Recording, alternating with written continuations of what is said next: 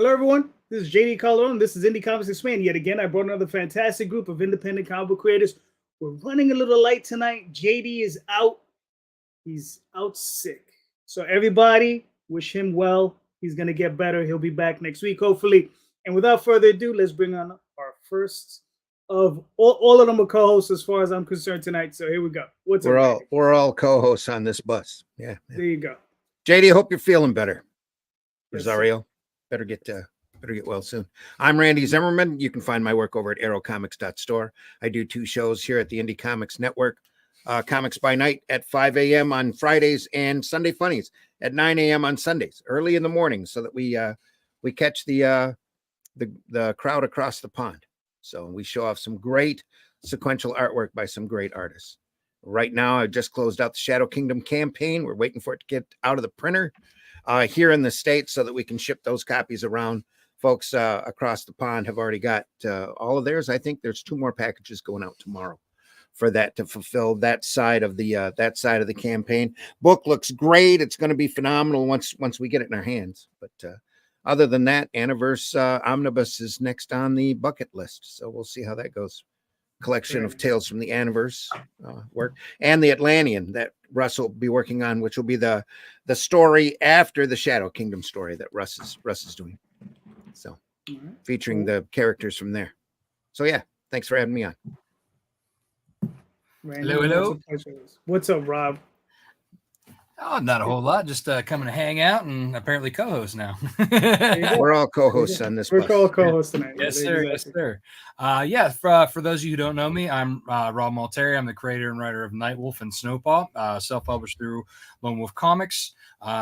Right now, I have a live campaign for my Nightwolf Volume 2. Nightwolf is a story about a young man who finds out he's born a werewolf, gets thrown into a supernatural war against demons, witches, vampires, other werewolves. Go on over to Kickstarter and check it out. lonewolfcomics.com/Nightwolf will take you right to that page. What's up, Mr. Marcus? How are you? Marcus. Doing great. Hello, everybody. Back again on Indy Comics Explained here. Marcus McNeal, editor-in-chief of Odyssey Comics. Not a whole lot to promote or talk about today other than our topic. So it's something I'm kind of looking forward to. We got a small group, but we're going to be small but mighty today and really get to deep dive into some of these topics without any loudmouths probably bothering. JD, get well, JD, man. Get well. He's gonna pop in now because of that. Yeah, just because I said something. Yeah, he's gonna come in like, you son of a But all right, gentlemen, let's jump right into it. All right. So listen, show question, right? What's a healthy amount of campaigns to run a year? Right? Like we're all running campaigns, right? Some of us more than others, right? And what's too much? And it should be really prefaced. There's 2 ways to look at it. What's too much from a fan's perspective? Like if you were a fan of someone buying their stuff, what would be too much? And then as a creator's perspective, what's too much? So yeah, let's start with Rob. I think that's kind of like dependent on the creator and their situation. And so for me personally, the max I've been able to do is 4 a year. I would love to do more, but because I do this as a side thing, I would love to make it full time, but I still have a job, and family. So I couldn't even push it past more than 4 a year. So that for me is my end. But then you have the people who are doing this full time, or the people who have artists who move faster than mine, like you guys. Over with the, with Daphne doing her own stuff, she's got a campaign going on all the time, and JD, you have it feels like one a month. You're able to do that. You're able to sustain that. I think when it comes to like backer fatigue, I think it depends on how expensive your books are. That's one. But I mean, I think if you're doing just a 24-page, they're used to going to shops and buying, weekly, right? Of course, the prices are lower, but like if you go monthly or bi-monthly on Kickstarter, I don't think they'd mind. I think they'd probably be like, yeah, I'm getting the story faster instead of having to wait a year or 6 months or even like 3 months, for if you're doing quarterly. So yeah, again, I think it all depends on the creator, what they can do. And like, backers are just, they want it, streaming, I think is really made people impatient because, you know, before it used to be like, oh man, I have to wait a week for the show now I can, you know, and then they're bringing that back again, you know, with some of the, you know, the newer, hotter shows. And then people are like, I just want to stream it right now. Mhm. All right, that's fair. That's fair. I mean, don't worry about it. You'll build up. You'll sooner than you think. You've been doing at least 8 a year. You'll see. You know, I got to get the artist moving faster. you just get 2 more teams working. That's all. That's it. 2 more teams working. That's it. Marcus, what are your thoughts? Yeah, I kind of echo what Rob is saying. It really is dependent upon the creator, because there's so many people that run different gamuts. Like me, I'm a publisher. We always have something to push because we have 13, 14 different titles. Some of the people and the fans overlap, some of them don't. So it's hard for us to really fatigue any one particular group. We, of course, have like the core audience who will probably back anything that we put out no matter what. And those people aren't going to be screaming, stop putting out Kickstarters or anything like that. It's just as long as they're able to keep up with what's going on and keep up with the story. Sometimes if you do hit them with a pace that's like too frequent, like if you're doing a Kickstarter every couple weeks, okay, you might, you know, run the risk of losing some people over time just from how the algorithms work. It's fully possible that you put things out there and people just don't see them, and they get glanced over pretty quickly. You got creators like yourself, JD, who you have Oswald, and that next Oswald thing is always going to be coming. I think that works very well for your audience because you have one product that you're focused on, and you're thinking about consistently putting that out for people to let them, you know, collect it and read along on a pace that's similar to, you know, a big 2 title or something like that, where it's coming out regularly. And I think that's a really good methodology. So I think there's a certain healthy amount. I think for Kickstarter, really stay present in the space and of course, capitalize on any of the activities going on. I think it's, if you're on the platform and you're a creator, it's in your best interest to try to have one project a quarter, you know, that you can put out there or do, and even if it's other crowdfunding things too, just always kind of stay in the lexicon of what's going on in indie comics, so people don't think you died and forget about you or something like that. Because when it comes to everything online, you know, the pace is quick. Everything moves fast. Like you're hot 1 second and you're forgotten the next. Mm-hmm. So always being able to be a bugbear a little bit and be there and be visible in whatever platform you choose is always going to work to your benefit. And then, you know, if there's, we could probably talk about too much. I know everybody has to have a different standard for how many campaigns or too many campaigns. But I know 100% for me, it's about doing what you're comfortable with. Like I know I came into the year and Odyssey wanted to kind of have 1 a month coming out. You know, we're falling off pace for that, but that's not due to really, you know, us missing targets or something like that. As an editor and as a publisher, I'm 100% about making sure that the projects feel good and the creators feel good about where the project is before you go out. So definitely don't half-ass anything just to throw it out there and have campaigns going.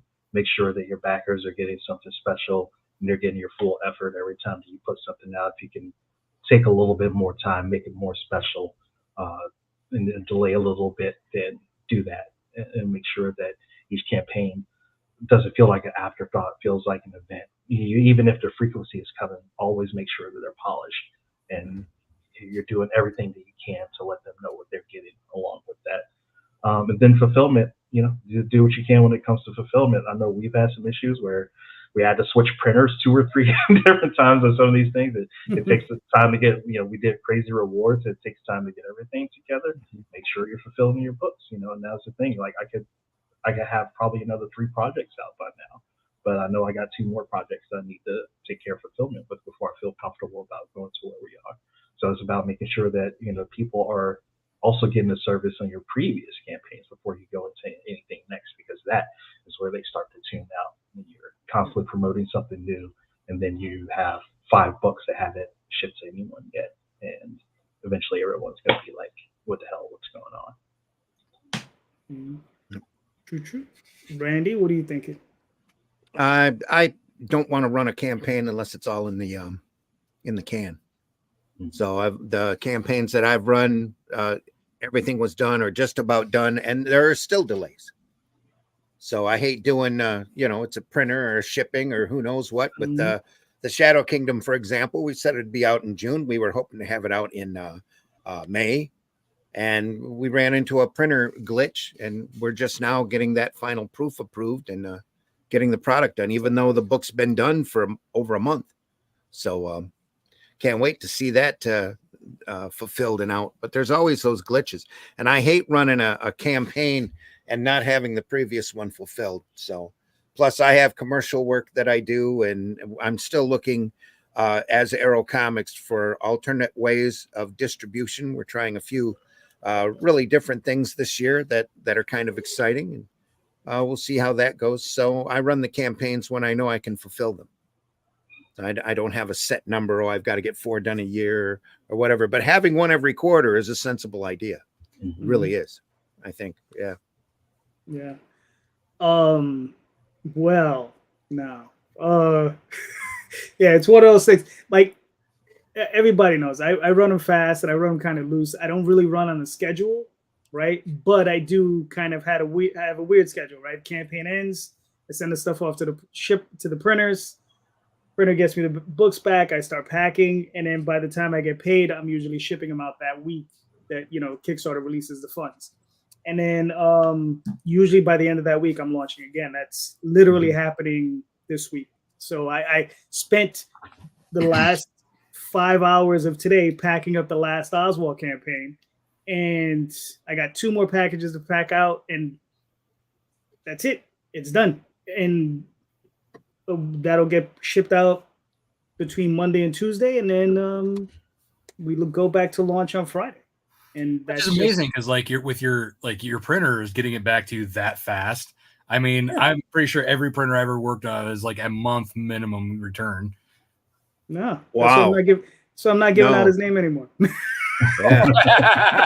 I think 2 weeks on a comic is average. So yeah, no, he's been actually. What's funny is he had a huge delays late last year, between November, I guess between October and November.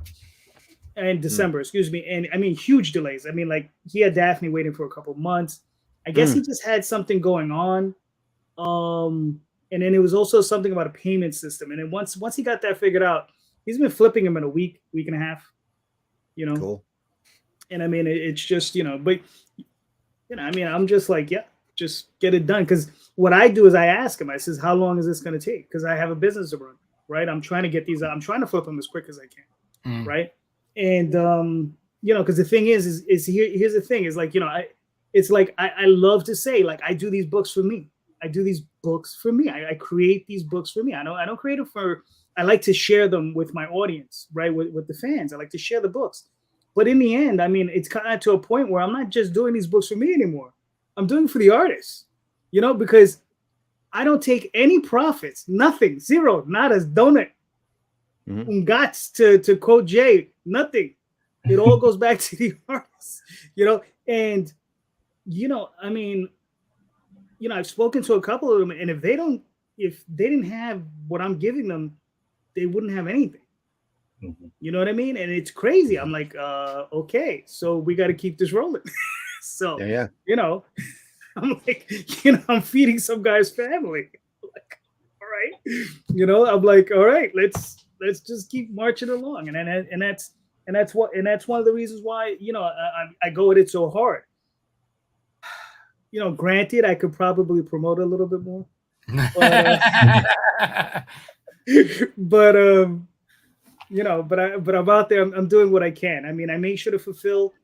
I package. I bubble wrap all my books. I make sure everybody gets their stuff safe. I make sure everybody gets their PDFs. And I throw in a lot of extra stuff. I throw in trading cards and tchotchkes and metal trading cards and prints and all kinds of stuff. And so, I always take care of the fans. And that for me is very important. It's taking care of the fans. Give me a little something extra. Like I say, even if it's just a trading card. And I don't just throw in one. I tend to throw in 3 or 4. So, but, when you buy them 500 at a time, you tend to have that extra. That's right. So, yeah. And then as far as what's too much, right? As a producer of it, yeah, if it ever got away from me, right, that's when I know it's too much, because I have two separate companies that I'm running right now. I have Dream Cycle Entertainment, which is Dreamweaver Press, right, which is doing Oswald, right. Then I have Angel Wing, which is also under Dream Cycle Entertainment, which is Magi's Grace, and eventually there'll be a Dreamweavers, which is going to be the next campaign released through there, and then also something called Girls for Tarax. Now those books, I have much more lax deadlines on those. So like Dreamweavers will come out, and I'll say, listen, I'm not going to fulfill this for 6 months, right? Or it'll be like fulfilled by November or whatever, right? So I give myself I usually tend to like fulfill them within a month, but I give myself a more relaxed deadline, because it's not as critical, because I'm not rolling that one the way I am with Oswald, whereas like I have that with Critical. Whereas with the other company, like a lot of this work has been done, it's redone. It's some of it's reprint stuff that I did back in the day. So, so yeah, I feel for myself, as long as it doesn't get away from me in that regard, I'm fine. As far as as a fan, if it's something I like, I'm a super backer. So I backed a lot of books, over 300 books. I know Rob, you're the same way. I don't know Marcus or Randy, how you guys are doing with this stuff, but God, I think I'm up around probably 85, but I'm also pretty new to the platform. I haven't been on. Right. Nearly Yeah, like some other people. Yeah, but it's a lot. A lot of times I'm back and like I never even think about. I'm like, oh, a book came. What is this? Like, yeah, Surprise. yeah. I think Rob and I are the two degenerates in the group, though. I mean, I'm like, let's see, what am I, 836? Yeah, yeah. Because I'm like 360, 370, somewhere in that area. But it's just a matter of just giving a little bit of back. But if I find a creator whose stuff I really enjoy, I'll constantly back their stuff. And even if they were doing it monthly, here's the thing, because here's one of the things that I see also in my campaigns, is I have people who are very loyal, but they'll skip campaigns, right? And then what they'll do is they'll come back on the third or fourth campaign, and they'll pick up everything they missed. Mm-hmm. They'll pick up everything they missed, and hey, you got to love it, So yeah, that's how I view it, and I'll do the same thing to other people. Sometimes what I'll do, usually what I do is I'll pick up a first issue from someone, and then if I like it, I'll trade weight them out. And then once they put out that trade, I'll pick up a trade from them. So I've been doing a lot of that. So yeah, I kind of because I've been backing so many, and if I don't know if you guys saw that post I had with the pile up in my office. Yeah, I saw that. Yeah. I started to like do that. I'm like, or like wait till that, because if I know it's going to be like a 5-issue arc, and if they're not putting out a trade, I'll wait till that 5th issue. Like after the first one, if I like it enough, I'll wait till the 5th issue to get the rest of them. Right. Or trade. Yeah. It all depends on length for me. If it's a 3-issue miniseries, I'll pick them up one at a time rather than wait for the trade, if it makes sense in that sort of regard. But I know a thing for me too, it's I don't like to back sort of haphazardly. If I back something, it's because I really like the project. I really believe in the project. And I want what's going on. And I tend to come back to the same people a lot. But also do the same thing too. I'm running low on space. I don't have anywhere to put single issues anymore. Right. So it's like if I get stuff now, I'm getting a trade, or I'm doing more digital now. So I can read it quick. But then once it gets to that point where they can release a larger volume, then I'll go in and back hefty at those tiers, so that I can get everything. And yeah, for sure, there's a balance you start to have once all your inventory starts stacking up around the house. Yeah. You start prioritizing things a little bit differently. It's true. Yeah, I just put a second bookcase in my bedroom, and and I'm looking at Daphne. It's like, do you think this pays for a third? He's like, yeah, for my books. I think she might throw me out the window. So, so yeah, it's and I mean, all I look this way, books. I look this way. That's my library, and it's just it's a lot of books. Mm-hmm. Yeah, so it's an addiction. What do you want? It's better than meth, right? Marginally, at least you have something to show for it and teeth. There you go. Exactly. Yes. All All right, gentlemen, I'll open it up to the panel. Anybody have a question or a topic they want to discuss? I got one. Okay. Go. So I know we've talked about this with the big, 3, like which book you would want to write or character you would want to write for. I'm going to flip the script on that one and be like, if you had the opportunity to take over somebody's indie comic, and I'm not talking Image or any of the bigger, I'm talking about us level, like our like if you had a favorite indie, like let's say that like, and this is some things that I've been thinking about too, because, we have Immortality, right? And we keep putting these books out. We're not getting to the end of this. With me, like I have so many, like with Nightwolf going farther and farther, I'm like, am I ever going to get to the end of this before I die? So let's say if we had an opportunity to pick up one of our favorite indie publishers' books for whatever reason, which title would it be? Why? And do you think you would be able to do it justice or make it better? All right, I'm gonna let you pick the order. You can pick whoever you want to go first. Let's go with Marcus. I knew it was gonna be me, a bastard. This is a really cool question, Rob. Because this is something I don't think I've thought about before. Right, that's what I'm saying. I'm like, this. Usually, we're like, oh yeah, we all want to write for the big, the big company. Exactly. I know the first thing that comes to mind is a guy a lot of people know, Charlie Stickney, who does White Ash Comics. Yes. And does Glarian and also does White Ash, the mainline series too. I really like the mainline White Ash series. I really like the universe that he's created, and just his style of storytelling, I think meshes really well with mine, and also the characters that he tends to portray. Like there are always these people that are kind of on the cusp, like they're not super morally aligned one way or another. There's shades of gray to them. I have the same interest in writing those sort of characters, and also love sort of mashups that exist in a genre, but they also cross over into another genre too. And I think how he approaches it from this very cinematic, serialized TV style almost. It doesn't have the pacing of a comic book. It has more of a pacing of like film, where it's really taking its time with the story and going into details, and you follow several different characters around. I think that's something that I really like to write. And yeah, Charlie, if you're listening, you can throw me a job. It's cool.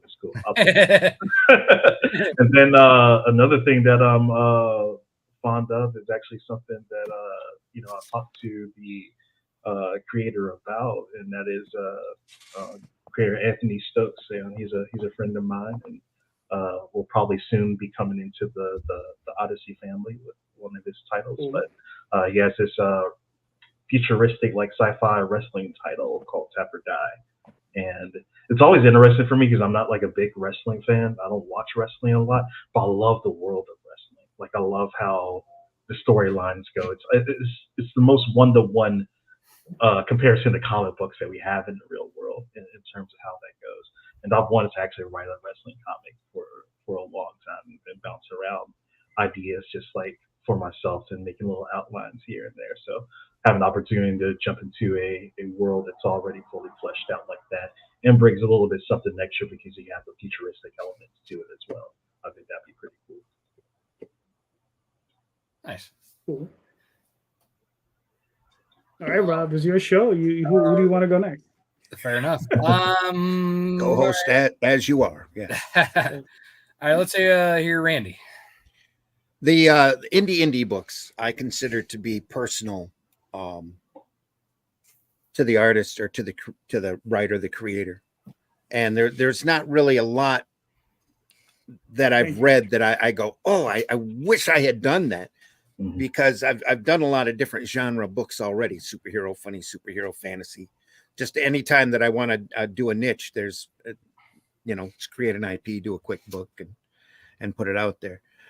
Secondary guys, the Dark Horse has got a pantheon of superheroes that they haven't touched in way too long that I would love to get my hands on. Especially, I think I could do a really good job on Ghost. I think it would be fun. It's a fun title. It's a fun character. I think I could do real good. I really wouldn't mind taking on a couple of the old pulp licenses: Shadow, Doc Savage, Spider, any of those three. I think I could do pretty good on that as well. Right now, I'm having a ball doing Cull, so it's great. Off of Shadow Kingdom, we're doing original stories off of that one story. There's only like 2 Cull stories that are in public domain. So out of those, we're taking those characters, those that are in public domain, and continuing adventures with them, and trying to stay away from the copywritten stuff, the material that's still under copyright. I just finished off the plot for the first Atlantean books, what we're calling it. We can't put Cull on the cover because that's a trademark, but we're using the name The Atlantean, and then inspired by characters created by, Robert E. Howard. But that was a lot of fun to do because I had never sat or even thought about doing a sword and sorcery story, even though I'm a big fan of that material. Mhm. It was a lot of fun to sit and do. Nice. So yeah. All right, JD. Now that you got your water, cleared your throat. Okay. This is book. It's called Nightwolf. No. Now you're just sucking up. Actually, I mean, I it's funny. I mentioned it before. I don't know how indie you guys consider this, but it's from AC or Americomics. Captain Paragon. I would love to write Captain Paragon. I couldn't even tell you why. I just want to do it. And the other one is also from AC Comics. Is Phase 1 Phasers.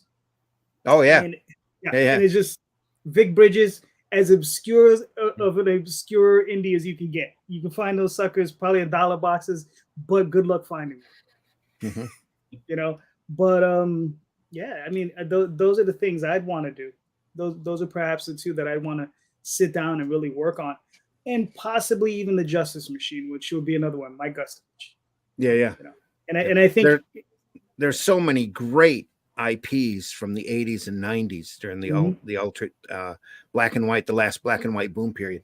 Nobody's touching. Nobody hardly even remembers. Or I'd love to write The Realm. I think it would be a lot of fun. Out of caliber. It'd be just a great book to do. But stuff like that. Galaxian comes to mind. It's a science fiction book that was just amazing when it was out. Albedo, same thing. You don't see Shuriken. Yeah, remember Shuriken? I'd love to do Shuriken. I inked like 3 issues of that for Eternity. Way back when. Yeah. See, we're old. I mean, damn it, like we are damn. But yeah, so yeah, I mean that's the stuff, man. I'd love to do like any of those things. That'd be great. Like just a lot of fun to like go in there and really play with those toys. As far as like I just think it'd be really cool. I mean, one day Bill Black is still around. One day I may approach him. But he'll probably ask me for some ridiculous sum of money. I'll be like, it was nice talking to you. I mean, you might be surprised though. I mean, if it's been kind of like dead in the water for how many years, and if he gets a little bit cut of the IP, revenue stream again, that might, Yeah. True. You never know, but I have Oswald to finish, and that's gonna keep me busy for a minute, so. Yeah, that is like the thing. It's like, oh man, well, what do I, because if you have your own stuff, that's like, but exactly.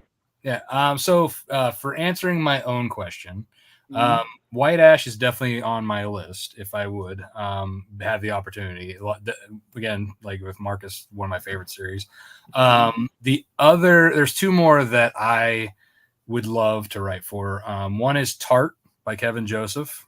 That's a great series about time traveling demon hunters. I mean, that's right up my realm of entertainment, and his writing is amazing. And I have him actually. He invited before I even really knew him. I invited him to do a guest writing for Nightwolf Volume 1. He did a 4-page short for me, and that's how he and I kind of got close. And I enjoyed his series, so I was like, dude, I know you can do crazy, design ideas for these, these demons and stuff. So, I want you to do like a demon hunt with Snowpaw involved, and just come up with the most random ass demon you could. And he knocked it out of the park. It was a great story, and but yeah, his book's one of my favorites. The other one, it's not an ongoing series, but I would love to turn it into an ongoing series, which is The Wailing Blade by Rich Douek and Joe movie. That was actually one of when I first started self-publishing and going back to Kickstarter. That was one of the first indie books that I backed on Kickstarter and have been following it since. And then, it's been a couple years now since, they put out the trade for that. That's Tyler's brand out of Comics Tribe. But yeah, I mean, that to me, like, I love the world that they created. It's unique. It's the way they have everything. And it's a fun book that they left open to do more, but they haven't touched in probably like 3 or 4 years. And I would love to just jump into that and just keep it going. I even when they put the trade out, Tyler was having guest writers do like a poem or like a short kind of like not like an actual like illustrated story, but it was like a 1-page block of paragraph short story, if you will. I did one kind of interpreting how like the blade got its whale.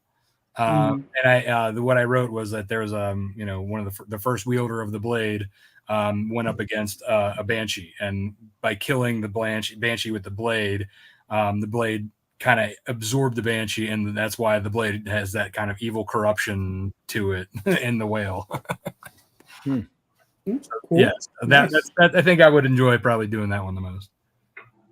Cool. So when is that? I forgot one more thing to mention too. Oh, go right ahead. What was your question, JD? So when is that coming out? The that's short. Or Let me see what Tyler says, and if Rich and Joe are on top or on board with that. Gotcha. What were you gonna say, Marcus? I'm sorry. Oh, so I forgot one project because mentally I don't really think of it being indie anymore. But I love the Scott Pilgrim books, and actually I love the vibe of the Scott Pilgrim universe. So if I can make a story that takes place in like the Scott Pilgrim universe, not necessarily following the story of Scott Pilgrim, but do something and maybe incorporate some of the other characters in it too. That's something I'd be like 100% game for. That's up there with like dream gig levels right there. All right. Cool. All right. Who wants to go next? I'll go next. Okay. All right. This has been on my mind a lot lately because I'm preparing for Odyssey to make that next sort of step.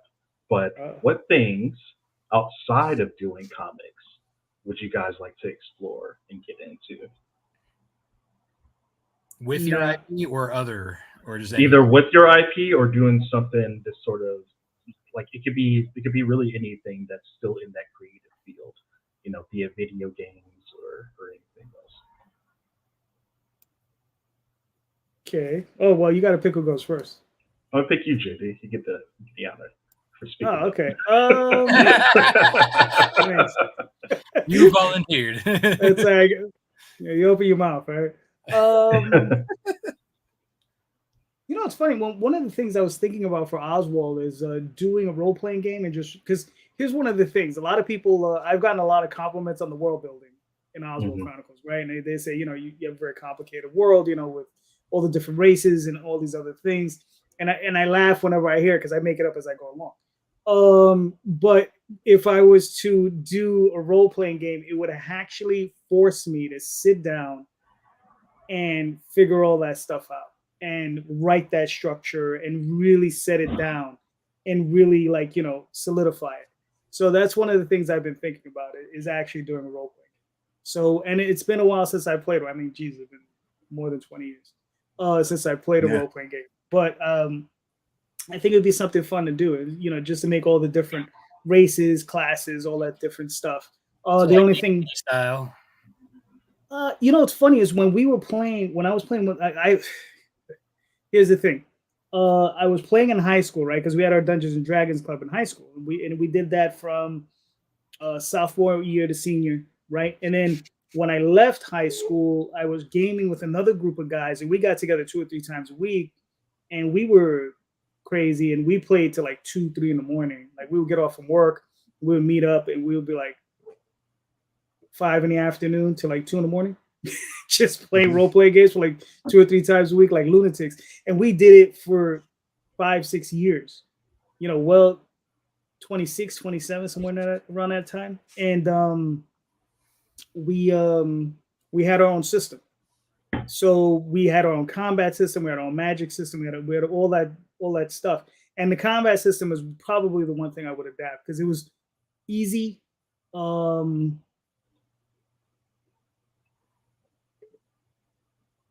thing is, I also haven't played a modern role-playing game in a long time, so I don't know. It might have simplified. It might be better now. So who knows? So, but I'd have to do some research. But yeah, I would do it just for the fact that I could just finally write down the entire structure of the world. You know, to have a reason to do it. Because if I don't have a reason to do it, I got other stuff to do. So it would just give me that reason. Yep. So, there you go. We'll just keep going clockwise from my position, from where I can see on my screen. Randy, what about you? Anything outside of comics that's in the creative field that you would like to dip your toe into? HeroBot, I'd love to see animated. Myself, I've got a couple of other properties that I wouldn't mind seeing some outside media. If somebody were to approach me and ask me to design a video game, I would probably pull out a few of the old IP files that I've got and start converting it. Absolutely. Plus, one of these days, I'm going to sit down and write a pulp style novel, one of those fast pace like things with Shadow or Spider or one of those. So it's not too long before they're in public domain. So that's definitely something on my bucket list. So personally, if anybody were to ask me to do it or take their character and do it, I would probably jump at it. Cool. Mr. Rob, what about yourself? So I have so many plans that I've had, dreamt about doing with Nightwolf, and even Snowpaw could even follow suit. But originally when I wrote out Nightwolf, the first story arc, I had intended it to be like, okay, this is enough that it could be either a movie or a first season. If it decided to be adapted to either film or television, even back as far as when I first started like writing the original pages of Nightwolf, I was like 17 in high school, and I was planning to go to college for computer animation to develop video games. There actually, when I wrote a sequence, I was inspired by when like Final Fantasy VII had all the animatics back in the day. When that was like the high quality. So I even like wrote a scene for a toy. It wasn't even like Nightwolf at the time. It was like kind of like a different. It was like if you would to take the Nightwolf universe but adapt it to like a Final Fantasy style story with role. It was like an RPG where you get your characters as you go, kind of a situation. But then as later on into my adulthood, I incorporated that cinematic scene into Nightwolf because I was like, well, I'm never going to make a video game at this point, so I might as well inject it in the Nightwolf. But I would love to go back and take and try to adapt Nightwolf to a video game. I think that would be, and because another reason is I haven't seen a lot of great like video games focused around werewolves either. Like, I mean, there are werewolves in games, right? But like, there isn't like. Is he frozen? Not everybody chose that, So I think that'd have been fun. Cool. JD, you're mute. You're muted, JD. All right, you froze for a few seconds. I'm on mute, so we're doing great. Tip top show we got here, JD. Oh man. Now Jay's gonna get on my case. This is what happens when he's not here. Place falls apart. Right, so you said I froze? Is that how? Yeah. How Yeah, long? just a bit towards the end, like Just 10 seconds maybe. Yeah, not very long. Yeah, so I mean, just basically video games. Short answer. There you go. But yeah, so here we are. Here's Nightwolf. We got 11 days left. It just got funded, I believe, yesterday evening. Nice. So Congratulations. Thank you. Yeah. Yeah, that was it's always like until you get there. Yeah. Mhm. And then we have a lot of great stretch goals. As I mentioned before, I have guest writers whenever I do my volumes. And so now the stretch goals, the first 4 are to invite. So they're in the digital, but to get them into the physical, they pay the extra money for the extra pages. that'll unlock. So Clay Adams is the first one. He did a story about a character that I introduced in issue 7, kind of giving him a reason why he actually shows up in there. It's a cool 4-pager battling a Chinese monster, which is always fun. And then we have Travis Gibb, who is a return guest writer, and he's been doing like a treasure hunting story with my demon character Tartarus and a warlock character Lucas Ferreira. And then Kat Calamia is doing another one about a character who's been in Nightwolf but not really shown a lot of. She's kind of like the Oracle to Batman for my Demon Slayer. She's sitting behind the keyboard and helping him on his hunts. So this is kind of like a little bit of a story involving her a little more directly. And then there's Pat Shand, who's also doing basically he's writing a little bit of an origin story to my 2 favorite villains, the Twin Witches, Circe and Janelle. So that's these are all things that are hopefully going to get locked and put into the physical book. But yeah, I mean, we have volume 1 collects the first 4 issues plus the 16 additional story pages and pinup art. Volume 2 also follows suit, does the same thing, and there's also connecting covers. The hardcover for volume 1 and 2, they connect. They both have the die cut with the different werewolves. And yeah, I mean, and that collects issues 5 through 8, which and then we'll be releasing 9. Hopefully, will be my. Let's see. This is my. Hopefully, that'll be my third. That'll be my third Kickstarter this year, and then I'm not sure. Before, hopefully, it'll be Snowpaw, but we'll see. Nice. So I mean, I guess you said quarterly, so you're sticking to that, which is good. Yep. Yeah, I mean, I love the die cut. I mean, so as far as expense goes, you don't have to give me a number, but like percentage wise, how much extra would does that die cut run you extra on the print cost? Like 10% extra, 15% extra, would you say? Let's see. Yeah, I'd say probably like close to 15%, because with the vellum overlay page and the die cut, it's a laser that cut. So I mean, that's got to be extra precision to be able to get because it's got that zag in there, right? So again, if you can see it like closer there, it's it's not like a stamp. Yeah, exactly. Yeah, right. Yeah. Gotcha. No, that's really cool. But yeah, I mean, that's great. Like, I love when I hand them to people at cons, man, they tell me how cool it is and how cool it looks. And because when you put it up on a screen like this, it doesn't give it justice. When you actually have that thing in your hand, it's just, it's so cool. Oh yeah. I get to steal Daphne's every now and again. She has the first one, so give me it. And you can steal her second one too, because she was one of the first backers. Yes. Trust me, that's in the cards. she's always stealing mine, so she loves stealing my Conans. Yeah, my John Buscema's or just by any of those. She's like, oh, just don't destroy it. Yeah. That's why. I mean, it's not like giving it to a kid. She knows how to respect a book. Right. You'd be surprised. I mean, it's not as bad, but I mean, she does, she manhandles them a little, I mean, because she uses them. Like, she looks at them, she lays them flat on the table, and, I mean, and yeah, I mean, I get them back in reasonable condition. I can't speak too bad because she's the one doing this now. She'll just like cut me off. The producer will be like, enough. Here screaming, I'm not your producer anymore. Yeah, exactly.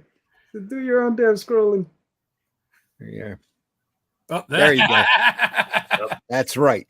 That's how you handle that. Speaking of devil, all the love, she's Dan. All the love.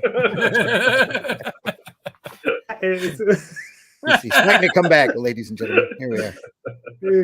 There you go. See, the problem is like, you know, if she takes me out, she has to come in and host the show. So, you know, She's like, don't threaten that. No, I'll come in.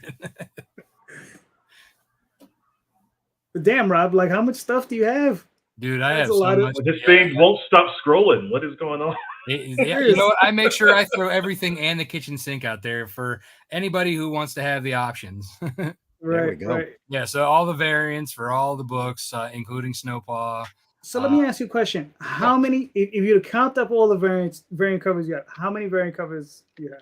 Last I counted, I feel like there was like 58. I could be wrong. I could be in the 60s. Oh, Gotcha. That's crazy. Now, per campaign, how many variants are you doing right now? Are you doing 5, 6? For this one, not only the 2.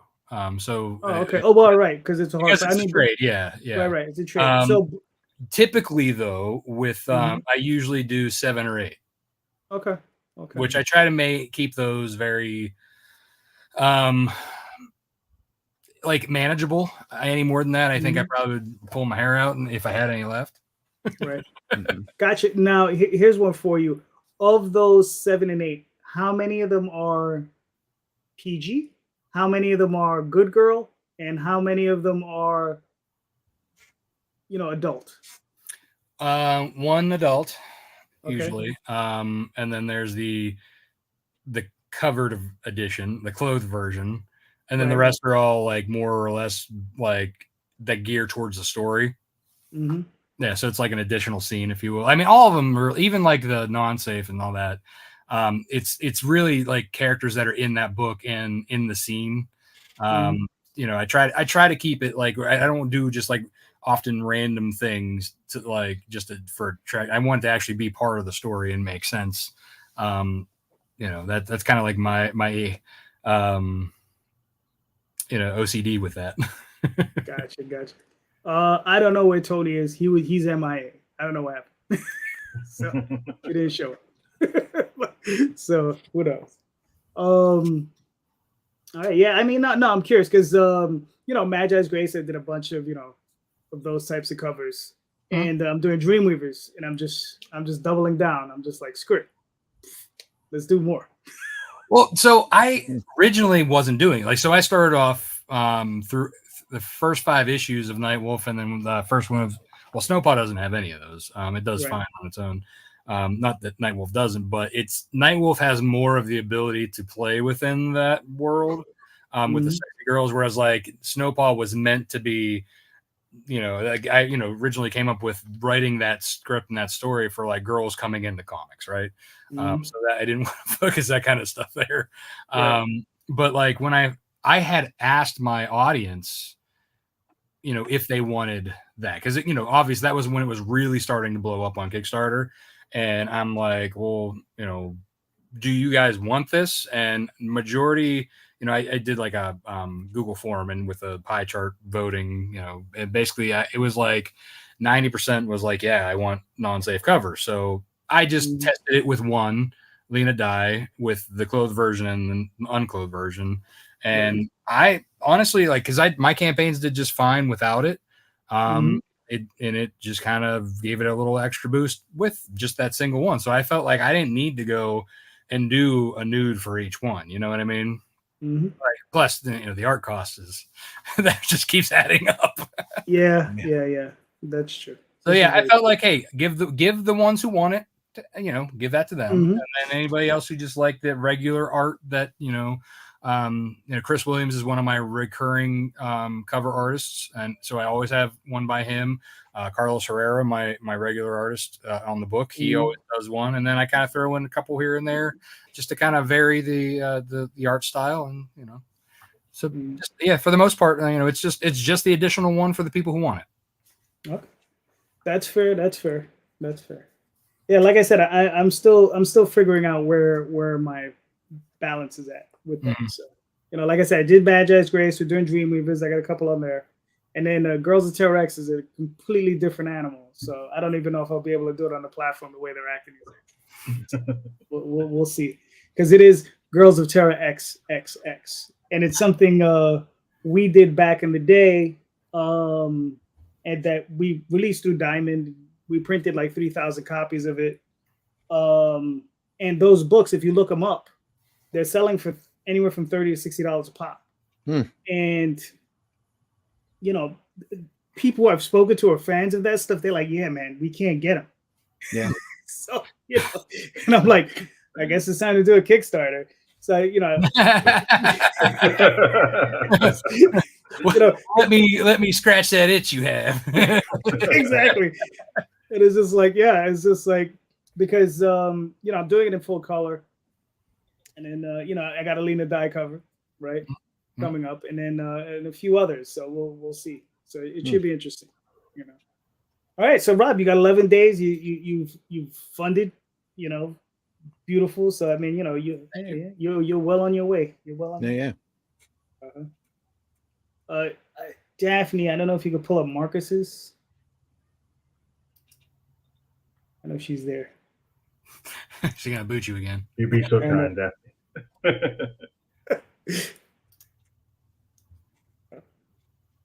So, Marcus, while she's doing that, why don't you answer your question before you try to get away from it? Oh man, yeah. I'm looking into doing something that we've already kind of done because for Fate in the Wood, which I'm working on right now, we already did our D&D module for that. Got those. You know, we got the custom minis that we put together for it. And I'm having a lot of fun while doing it. But I was like, man, I really like to make a board game. I think that's where it's at. I would like to make a board game because I fucking hate board games. So I want to make a board game for people like me who have no attention span when it comes to like learning new rules and things like that, to make it in depth, but also fun to play at the same time. All right, cool. All right, there we go. Yeah, when I said that I didn't have anything to promote on the show, I lied. there's always something coming in the pipeline. So our next one is actually going to be the first project that we launch under the Paradox Entertainment imprint of Odyssey Comics. This is going to be Iberian, Curse of the Crown, chapters 1 and 2, from writer-artist Luca Brinco and editor Marcus McNeal. Who else? It's one of those things where project was done. Luca gave me a great pitch. I really liked the story. I actually had already read quite a bit of it because both of the chapters that we're going to be doing are on Global Comics right now. So if you actually want to go read this right away, go to Global Comics and you can read Iberian 1 and 2. However, we went back to the table with Iberian. I provided some notes and some editorial suggestions. So we're adding an additional 14 pages to that story. That's all brand new story, all brand new content. So what you'll get in the Kickstarter is that new version of the story that's not available out there yet. You'll be able to pick up both chapters at the same time. The story follows characters in the world of Iberian, and this is a throwback to like that classic, like 1970s heavy metal, mature sword and sorceries fantasy. That's what Paradox is all about. We're kind of getting to the root of where Indie Comics came up and where I got my love for Indie Comics and a lot of other people too. So doing things that not only feel of that era, but also being a little bit weirder, less of that sort of like big three adjacent sort of book that we typically do under Odyssey, and just trying to be like a little bit riskier with it, a little bit more mature, harder edge science fiction and fantasy stories that people will be getting. So this will be a 6-chapter story as it's plotted out so far. And the first 2 you'll be able to get. And I think Luca just put the final touches on chapter 4. So we're pretty far into the process already. And like I said, the artwork and everything for these 2 are completely done. So once we throw it out there, printer issues notwithstanding, hopefully not, we'll be able to turn around and get it going. Of course, we're doing full-size graphic novels, so we're going to be a little bit leaner than we typically are, just to offset the cost of doing bigger, larger books and getting those out to people. And it's something I'm really excited about because the story is great, the artwork's great. Everything that we put together really just, I couldn't think of a more ideal project to launch with Paradox and how things will go. Right now we're at 67 followers. We're trying to grow that a little bit more. I think once we get to 100, we'll start looking to release more info and start getting ready to launch.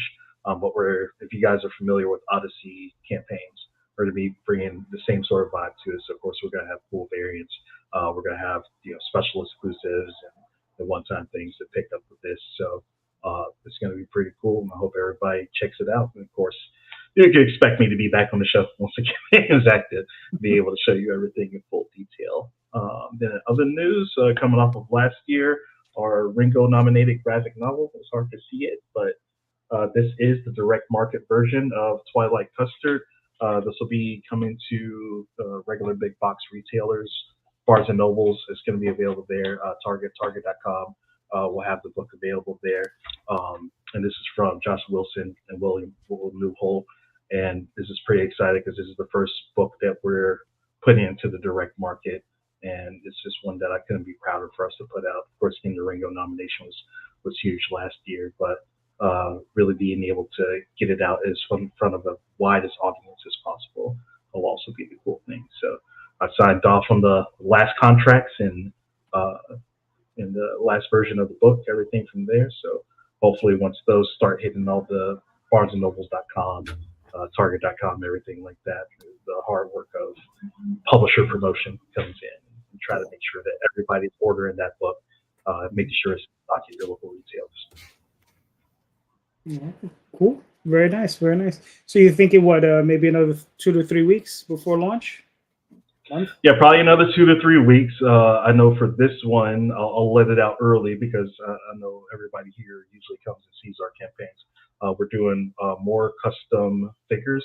These ones are going to be larger than the normal D&D ones. People will have the option of getting those and getting these characters as tabletop characters they can put into their campaigns. But you'll also get these larger 5-inch figurines that you'll be able to get from this too.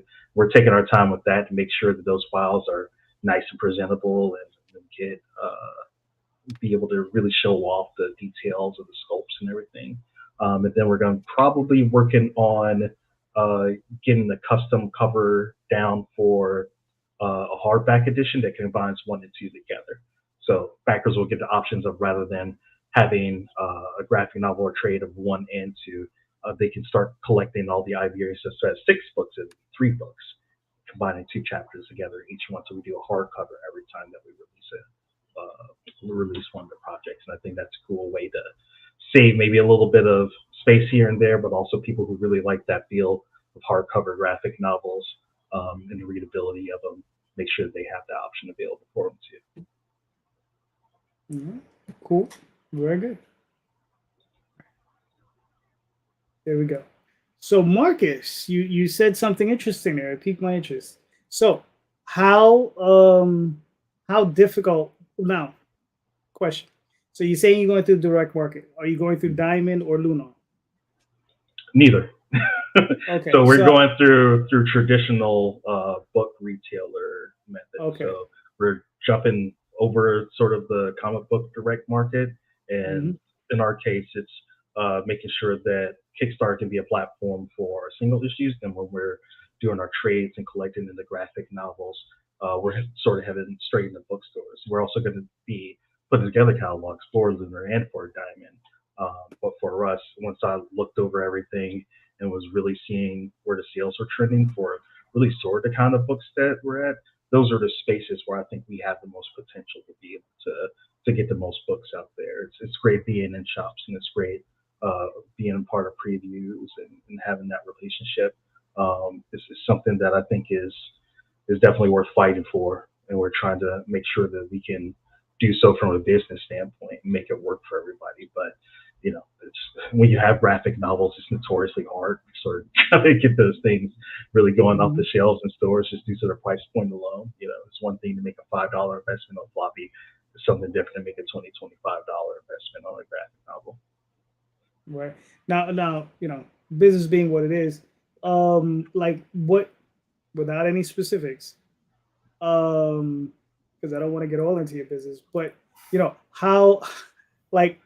how heavy is that outlay for to get into, like, say, places like Target? It's not quite as heavy, but it really comes down to the marketing side. So having a Right. book that you can push to, through these traditional channels and go to, direct market retailers who are going out there and they're doing all the distribution. That's like step one. So step two becomes really how you market it and how you do things, because there's thousands and thousands and thousands of books. All of them can be open to the catalog that the retailers can go to and stock their shelves with. But how do you stand out almost from all those? And how do you come to the table and push those books then to those retailers and let them know, hey, these need to not just be available on your website. We're really trying to get the physical books in stores too. Yes, your shelves are probably full of manga right now, and you might have a sliver left for U.S. comics and graphic novels, but here's why we should do it. I tell everyone one thing to compare with is Edelweiss. That is a service where you can go out and you can sign up for it, and you can market directly and be in contact directly to some of these booksellers, whether they're the large retailers or the small ones, and talk to their buyers and market your book through those means. And then also be a part of their marketing service if you want to pay for that and want to sign up for it, to where they're doing the heavy lifting for you in terms of getting the book out there and getting more exposure. That's why I know a lot of times in indie comics we talk about marketing, and a lot of creators they like rolling their eyes and not thinking about the business aspect of that. But to really get things out there, you have to, and you have to think about it. Even when you start playing at the bigger tiers, then it becomes even more important. Because you can, if you put your one book out and it's not getting the sort of reception you want to look at, it becomes less likely that the second book is going to get out there and do anything, less likely that the third book is going to get out there and do anything. And publishers on their side too are notoriously so-so when it comes to the market and everything too. So a lot of them also depend on the creators being able to have that ability to go out there and push the book and market the book themselves. Because a lot of them, if they're picking up your book, that's one thing. For them to invest another $2,000, $3,000, $4,000 probably marketing the book. On top of that too is a risky prospect to a lot of them. So being able to have more of those tools like in your belt and be able to grease those wheels a little bit to get things out there, I think that's sort of the wave of the future, how people have to start thinking about comics a little bit more. It's not going to just be Diamond. It's not just going to be Lunar. It's going to be this sort of omni-channel method that you're going to have to do. You're going to have to think digital. You're going to have to think big box. You're going to have to think comic shops. Okay, cool. You just huge can of worms. Yeah, it is, but it's like by any means necessary, to get that product out in front of as many eyes as you possibly can. And that's just what it is for every outlet. I mean, like we have no choice. It's even if you sign with a bigger publisher, you still are the one pushing your book. They may like put it out here, but they're like, okay, we put them on the shelves. Now that's it. Yeah. Unless you're like flying off the shelf, I'm like, oh, we'll put more into it now. Yeah. And thankfully, it's something I had some experience with, because I used to have a relationship with McNeal books and First Second, so I know the methodology and how they go about things, and being able to actually speak to some of my old contacts there and let them put me on game a little bit is definitely going to help a lot, and that's how we were able to secure things in the first place. And it's hopefully what we'll be using to try to get some success as these books start rolling out in these stores too. Cool. All right, cool. Now, Marcus, my big question is, are you PODing these books, or are you offset printing them and then, like warehousing? Yeah, we'll be able to do POD. POD is naturally, what your royalties are going to be so far less, because the printing costs are going to come out for everything. But it limits how much I have to warehouse and do myself. And at the same time, I get everything laid out that is structurally and contractually agreed to. It's just a certainty. I know exactly what I can say, Odyssey's going to get and what the creators are going to get on every single sale that we have through. So that allows me to do things more effectively and report out more effectively, or even in the case, being able to sort of see those early returns and being able to go to the creator like, hey, I know once all the invoices and everything caught up, this is what we're going to be. Bam, I'll just go ahead and give you your advance on X number of copies, whatever the case may be. and then we'll just make sure we keep track of all the sales and everything coming through our back catalog. That I think that's from an accounting perspective a lot easier way of doing everything, and then you of course limit your exposure being stuck with 1,000 books that you can't sell to anyone. So those are definitely going to be the major things that are going to be the benefit to POD. Not the best in regards to the splits, but you're not going to.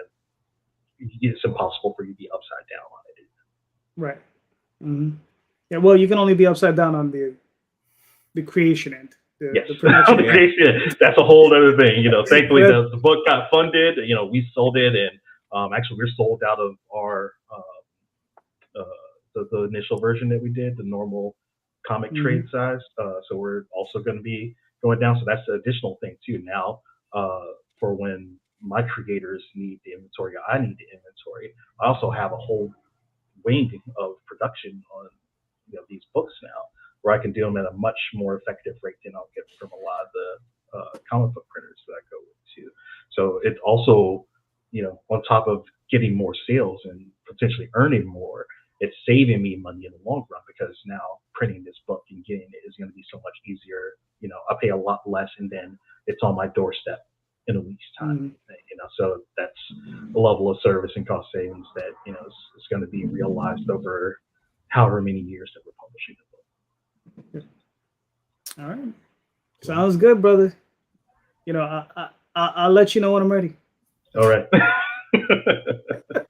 Wish me luck. Well, always, listen, man, we're here for you. You know how that is.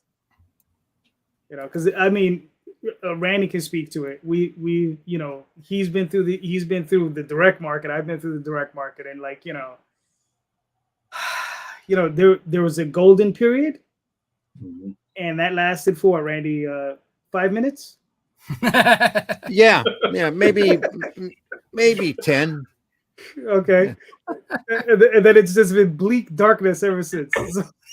Yeah, pretty much. The turtle book comes out, and then everybody and their brother thinks that they can do a black and white book, and they flood the market, and then Image happens, and everything dries up. So that's then that's after they went through hamsters and rodents, and everything, kangaroos, kiwi fruit, anything that they could teach kung fu to.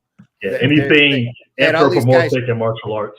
Yeah, chasing after turtle money when we were out there just trying to tell good comics, Yeah. So that was the thing. I still love Samurai Penguin. It's still one of my favorites. I didn't say they were bad books. They're just everybody and their brother decided derivative. Kung Fu Gophers, radioactive black belt hamsters, Yep. Yeah, that's the one I remember. But at the same time, you had books out there like Troll Lords and Fish Police and Southern Knights. Zeno's Arrow was always a big favorite of mine. That was out in a little ash can editions. Those guys should have kept going. That was a great book. It was kind of like a cross between the old TV show Star Lost and Crazy Aliens. So these crazy aliens figure out they're actually in a flying space zoo, and then they have to figure out how to steer the ark. So it's a very, very fun series. A lot of good stuff. There's a lot of great stuff that nobody talks about anymore. Yeah, that's the unfortunate part. Randy, you got a question, or you want me to do one? The only thing I would ask about are fulfillment services. What do you think? Because Shadow Kingdom, and I'll answer it first. The Shadow Kingdom book that we're doing, we've got a guy who's handling everything. We've sent him the print file. He's getting it printed. He's fulfilling off of our list. He's listing the book on Ingram. He's doing all sorts of little bells and whistles for us for a small fee. And we decided to take a chance with it and see how it goes, especially for, all the other Arrow books that'll be coming down the pike. So, it seemed okay. We'll see how it works. There was already a small printer glitch in there that delayed us a couple of weeks that has us all a little on edge. But other than that, it seems like it's going to be a good deal.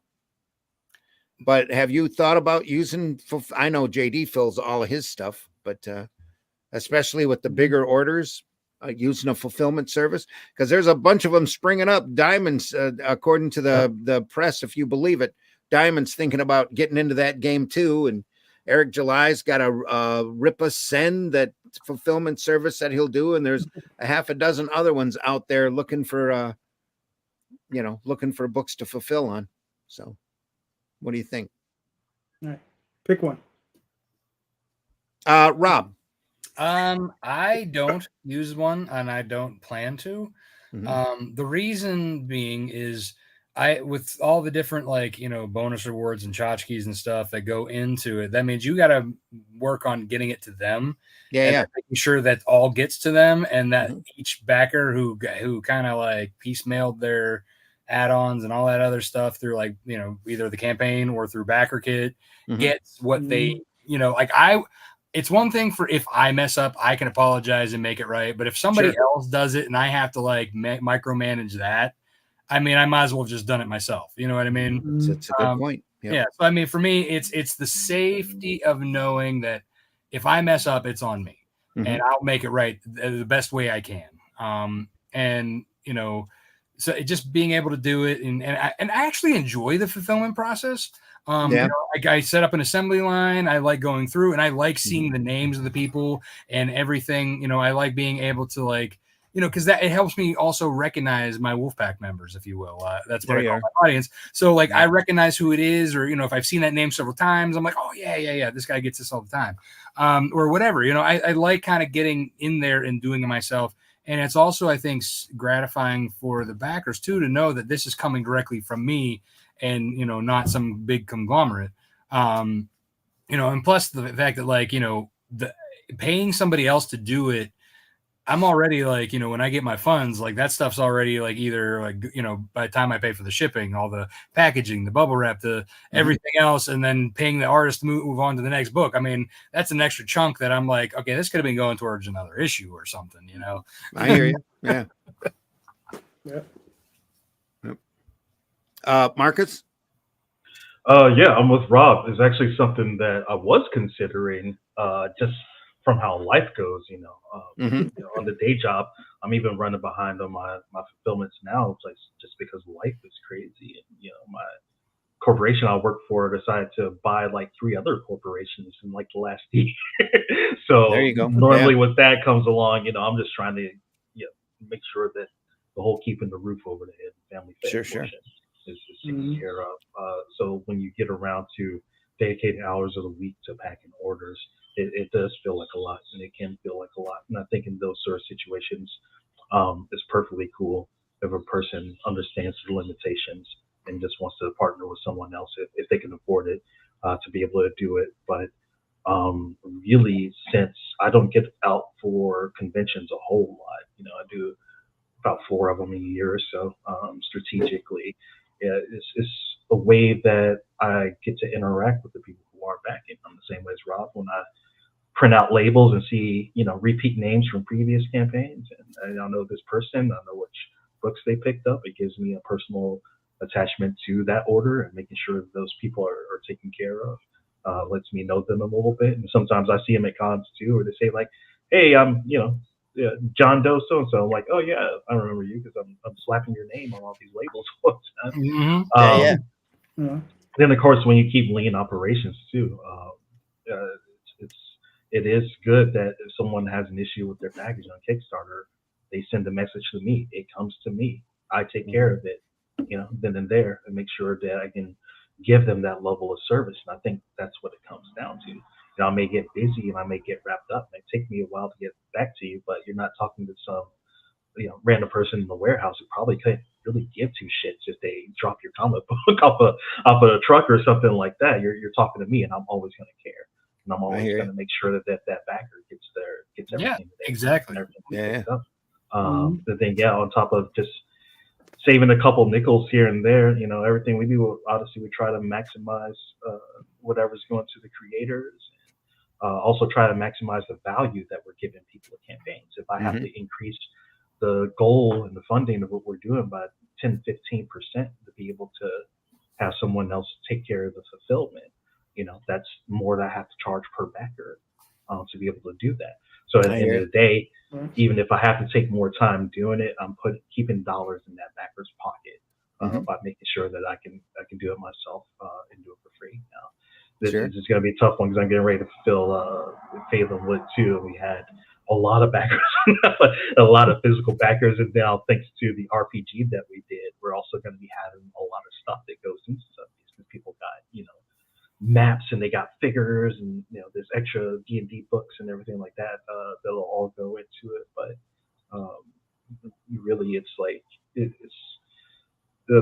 my wife does a good job at like keeping my head in check. Sometimes it's like, oh, I got to get around to fulfilling these books and packing these things up. She goes, oh, poor me and my successful small business. Stuff out to people that want it, la da da. Yeah. My wife's the same way, but she's like, I want this out of my room. Get it out of there. Yeah. that too. My wife wants the kitchen space back. So yeah, I got all the books get this out of my room. Because I'm so haphazard, man. I got shelves and things like that, but I never put stuff away. I'm usually grabbing the books like so often. I'm either like getting stuff together to go off to a con, or just like, ooh, this cover came in and ripping everything open and looking at it and stuff. Like it's always displaced everywhere. So when I go to collect everything, it's just like grabbing stuff from all the piles of comics that are laying around. When my system gets better, everything else will improve too. If only warehouse space was cheaper, we'd all have our own warehouse. Yeah, exactly. Well, I think that's one of the driving forces of some of these guys offering fulfillment services. It's because they have the warehouse space available. Yeah, and they're going to try and utilize it the best way they can. I think that's the whole motivation behind Diamond. Yeah. They lose Marvel and DC, suddenly they got a lot of open space. Yeah, you got a lot of open space. And, what are we going to do with this? Still got to pay for it every month. Yeah, you do. Yeah, too true. Definitely. Yeah. Well, like I think I already answered this question earlier. So yeah, I do all my own fulfillment, and it's like Rob says, I actually enjoy it. I get to zen out a little bit and just like hyper focus and just just go through it and just like put on the tunes and go. Exactly. I usually listen to podcasts, but I got the UPS package for Oswald yesterday, and I've pretty much finished fulfilling it today. So I'm like, like get it in, get it out. Like I said, I want to get these books out hopefully by Tuesday, and then hopefully, like I said, Friday I'll launch again. Worst case scenario, I'll launch the following Friday, but that's it's one or the other. So it's happening soon. So yeah, like I said, I just like getting them done fast. Cool. I also like showing up to the post office with like bundles of stuff and people being like, what the hell did you do? Well, I mean, it's funny, as long as it's pre-labeled, they usually don't have a problem at the post office. And make sure you bring the end of day form too, so they could just scan it once and then you just go. Yeah. Because if you don't, you have a whole like 2 bushels full. They're like, I've done that before. Yeah. It's funny because like if I get one hit from my website and I like bring one in, like they're like, oh, you're slacking. I'm like, no, man, I just haven't. This is just a straggler. Yeah, that is funny. Sometimes I'll get a couple of .com orders, and it's like, okay, printed out one label for once instead of like 100. Right? Yeah. All right, gentlemen. I got one for you guys. What is your greatest creative challenge? So, what is that thing creatively that you, no matter how much you work at it, you always feel you need to work on a little bit harder? Right? I got it. 2 words: time management. Well, that's not a creative challenge. That's just a challenge. Sometimes it has to be, though. Yeah. All right. Well, to be more narrow, finding the time to write. Yeah. That's not a creative challenge either. I mean, you got to be creative to find time. well, yeah. I mean, if you want to, nitpick it. But I mean, like, what do you find creatively that is like actually a real challenge? Like, you got to think about. All right, for myself, right? Being a writer, one of the constant things that I always try to do is break down other stories, break down the way other writers have created their stories, syntax, the rhythms of their stories, I've said this before, like, you know, I'm in the process of writing. I gotta get back. I write a piece of it every now and again.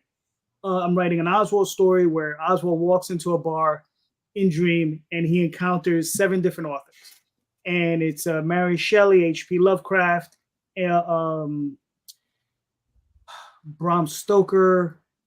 I'm blanking on the other ones, but whatever. But the challenge to myself is to write. Each of them tells a tale to Oswald. Each of them is telling him a tale in their voice. Mm-hmm. So the challenge to myself is to write that story in their voice. And the stories are only to be in a comic form 2 pages. So I have to tell their narrative in 2 pages in their voice. So yeah, so that's me smashing my face against the wall because I'm an idiot, right? So creatively, that's what I'm saying. Like what is that type of challenge that you perceive for yourself that you can, you know, that you're like, damn it, like, you know, like that's just a hump that I'm really trying to get over, right? Creatively. So yeah, so there you go. Just to give you an example. All right, Rob, go for, or Randy, go. I was gonna say I've got to learn how to write prose. That's the thing. I can write comics. I can lay comics out. I can you know, do little thumbnails and show composition and all of that. But sitting here and going, it was a dark and stormy night. For me, that's a hurdle I haven't quite crossed yet that I want to, and I need to learn how to do that real bad. Yeah, well, if you're gonna do a dime store novel, you're gonna have to. Yeah. That's gonna be important today. Yeah, no. I mean, and listen, I've written prose for a while, and I mean, it's worthwhile doing. It's definitely a good muscle to stretch. You know? Yeah. The only other muscle that I think I probably should is maybe trying to write a script, but like a screenplay. That's one I've never really done because I know the structure is different because they have a set structure, you know, that they want you to go by, and it's like, okay, that's interesting. So, you know, sometimes just looking at that, like the 3-act structures, I'm self-taught, so I never realized I was doing a 3-act structure, right? When I was doing it, right? So when you break it down now, when I break it down, I say, oh yeah, I was actually doing a 3-act structure. But then there are times you're like, no, I totally botched that, but it still works. So you can still do it without that framework. But it's just, it's just one of those things. I've got a book on script writing from J. Michael Straczynski that breaks down the different scripts because he's written like in everything, movie scripts, stage. I picked up that book way back when. Scripts. Yeah. That's a great book. All right, cool. Rob, what are you struggling with? What are you thinking? So actually, this is has nothing to do with writing. It's actually, I used to be a decent artist back in like high school and college. I went to school for graphic design, but originally I went for animation. But I think before I got into the 3D animation classes, I had a 2D animation that really, I hated redrawing, like, you know, like the dude, like I think it really like sucked the life out of me wanting to draw. So an event, and one professor was really like, he was a shithead. So like he basically turned me off to animation at that point. I switched majors to graphic design. And I like that. Right. Yeah. I mean, he was, instead of cultivating and helping to encourage, he was just an asshole and was like, basically like, what the fuck are you doing in this class? And I was like, cool. Awesome.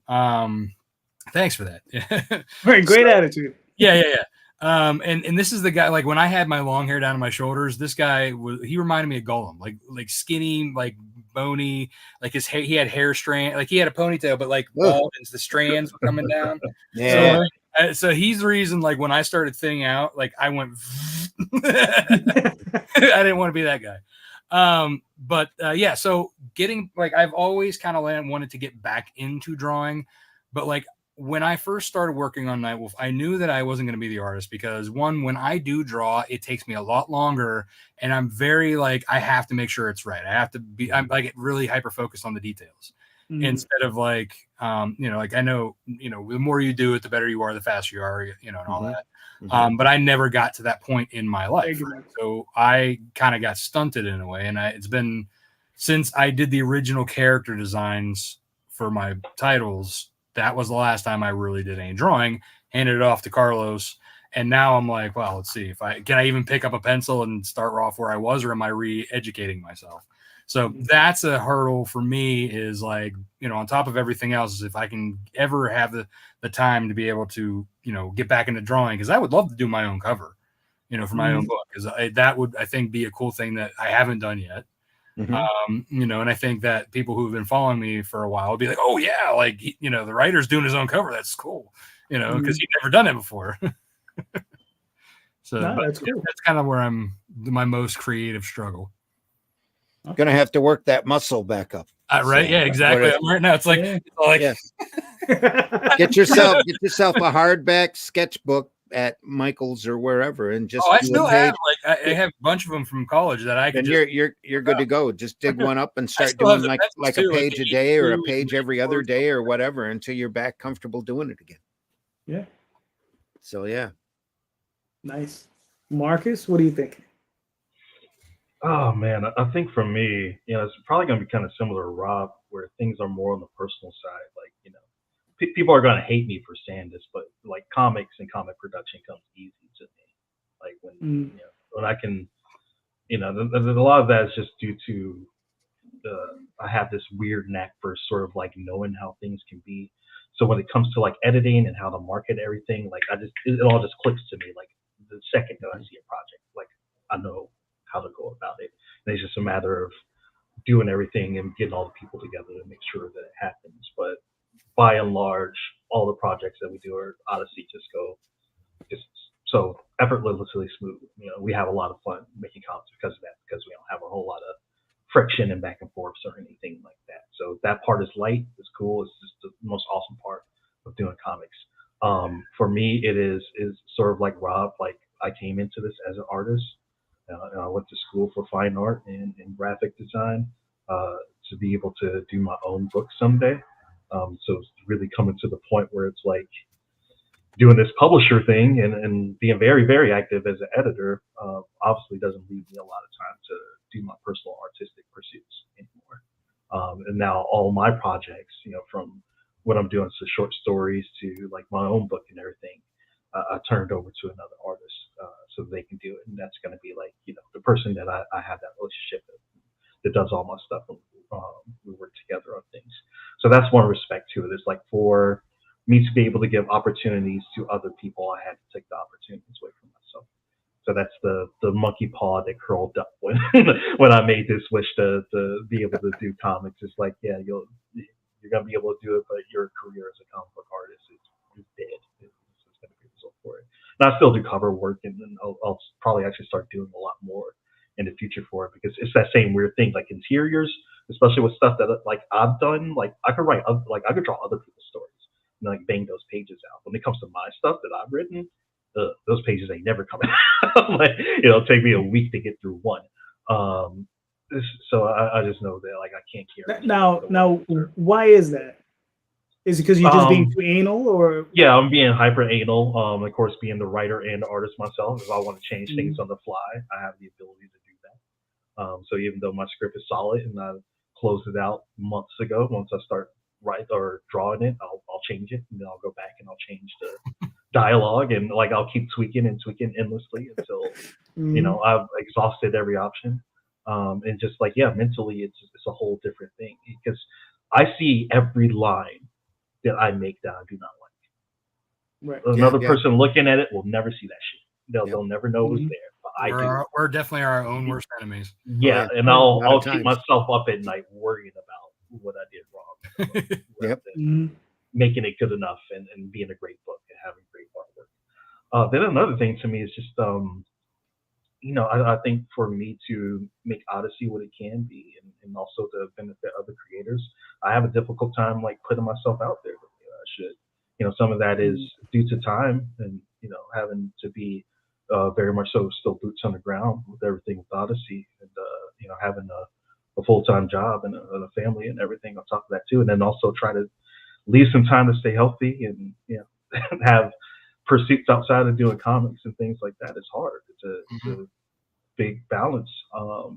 And I said this before. I was at a convention one time, and I saw Kevin Eastman, and I saw the line, the procession of people at his table, and knowing he had to sign himself up for that every time And even on the small scale, like, I do more cons here now, and I'll have people like, hey, Marcus, like, oh, there's Marcus, like, there's Odyssey. It's just like, that's cool, but do I like that?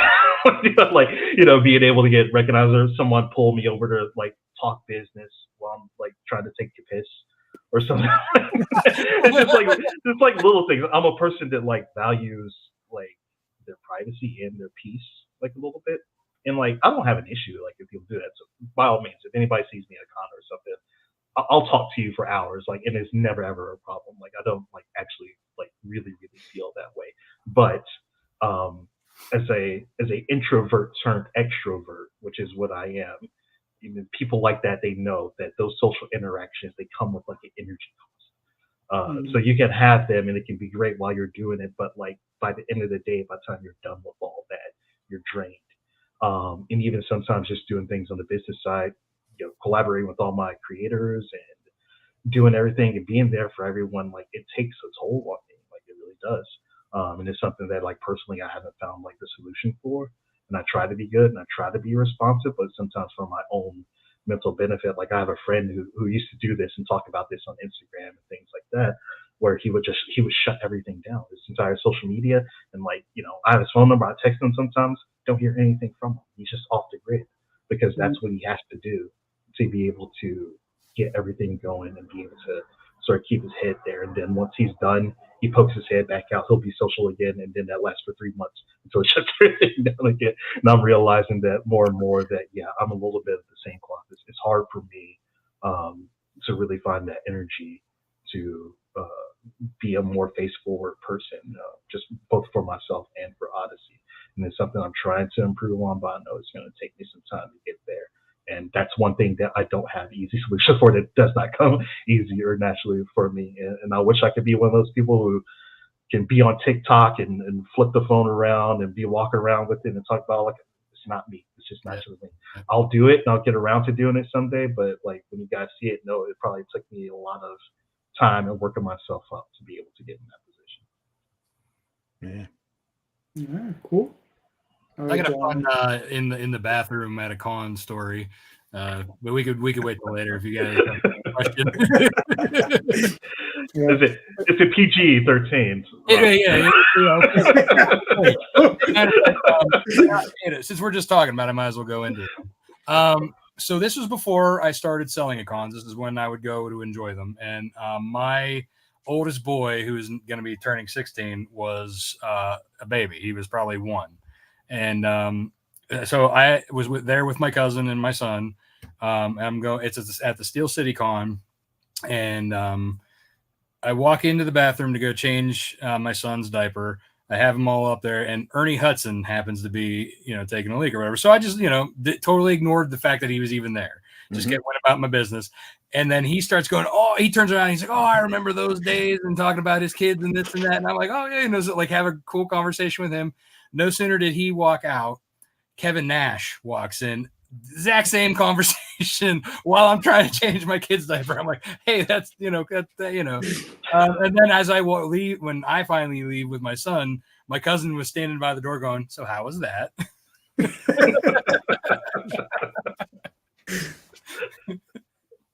That's funny.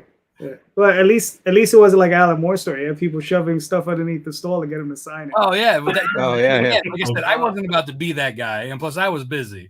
It was just the fact that, like, they took the time to have that conversation with me when I showed no interest in them. I think they were just like, "Oh, this guy gets it."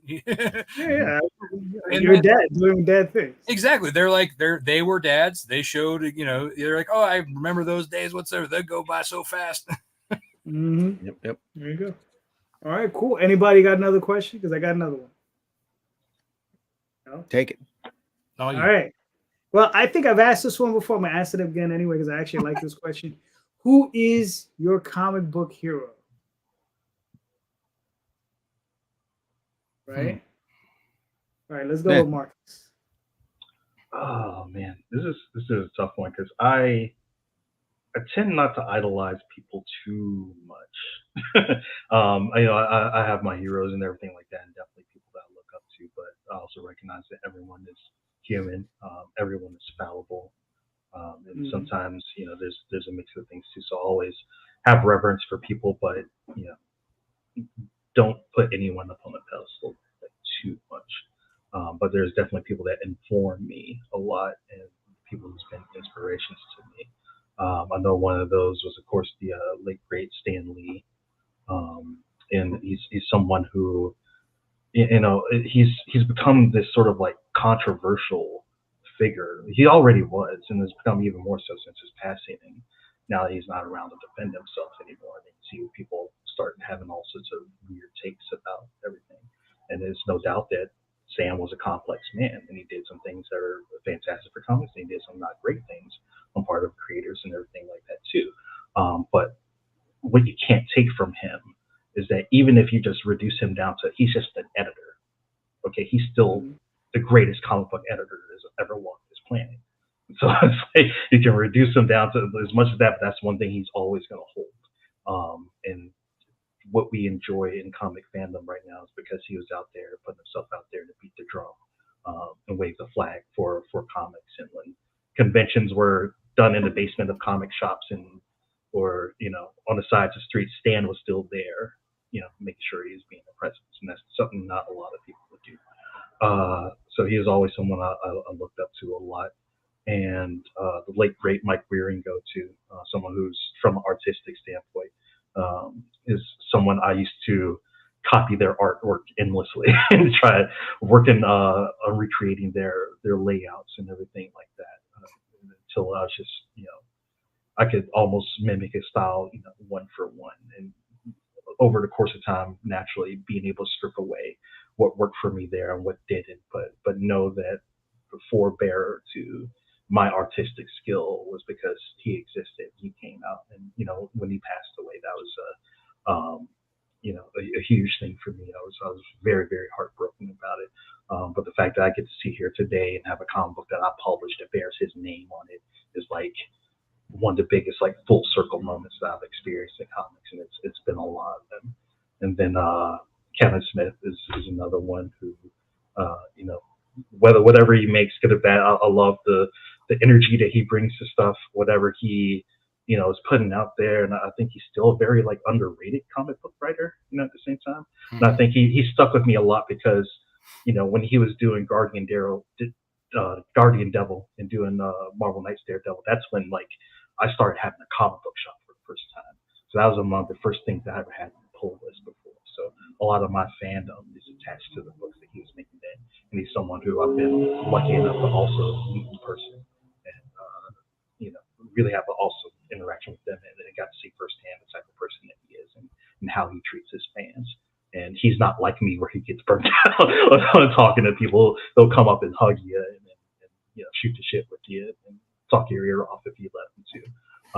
So that's always a cool thing. And those are the people that I really look at to not just like sort of take a little bit of their sauce in terms of whatever I'm trying to do, whether it's how I want to be personally or with art or with what I'm doing on the publishing side, but try to find those balance and incorporate those things and recognize the things that I see in them are things that I also see in myself, and being able to navigate some of the issues they've had, but also use the things they've done as my template to go about this industry. They kind of set the mold for me in that sort of way. Cool.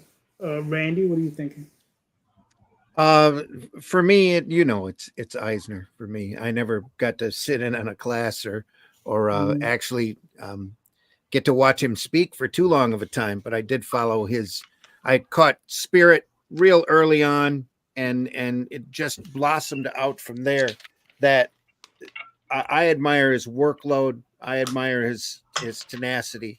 The fact that he went out there and looked for different avenues to put sequential art into, made some incredibly great government contracts with the military magazines to instruct the guys how to put their guns together and do real simple maintenance, all through comic book sequential art breakdown. And the fact that later on in his life, he was able to sit and do a long run of graphic novels, about one a year, on all sorts of different subjects, whatever caught his eye. But a lot of that material is very personal to him and his own viewpoint, able to sit there and tell the stories that he wanted to tell. And that, for me, that's everything about this art form that I love and enjoy. So Eisner's the guy for me. Other than that, the more you get into these histories and the more you read about folks, just you have to admire the industry, not for the fact that they treated people like scum, which they did, or that they paid incredibly low page rates, which they still are, just embarrassingly bad. But the fact that there were all of these, and most of these were down and out individuals that of all kinds, and as more time goes by, the more that you'll see the diversity and inclusion kick that everybody's on the last 5-10 years is really unnecessary, because all of these barriers were being broken down all through comics history. You'll find, in fact, Trina Robbins has a book out of all of the women that worked in comics, and there wasn't equal, but there were quite a few. But comics are becoming more, it should be more open and more diverse, and everybody should be able to do their own novel, especially their own personal graphic novel, from their own perspective, and be able to get that printed and out there under readers' noses. But Eisner was out there literally blazing trails, doing his own syndication, like I said, getting those government contracts, doing those graphic novels, keeping his IP close to the chest, and able to make those deals that with the spirit that you've seen. Kitchen Sink ran through the black and white run almost twice. DC collected it all together into a beautiful archive set, and just be able to have that kind of control. For me, that's the lesson to learn, there's always, for me, there's two different properties that I work on: stuff that I do that's very personal, and stuff that I'll do for other clients. And having that, when Eisner was coming up in the golden age, he created a ton of stuff that a lot of people don't realize. All of the quality characters, Black Hawk, most of the all of the freedom fighters that DC used later all came out of Eisner in his studio. And for me, that's very enviable. But all of those guys and girls back then, people in general, were workhorses and able to hit these deadlines that nowadays we just throw up a crowdfunding campaign and stake it out, or work on it at our leisure in order to get the art right. Back then, they didn't have that choice. They had to hit that deadline. That book had to go in at the right time, or they got fined by the printer.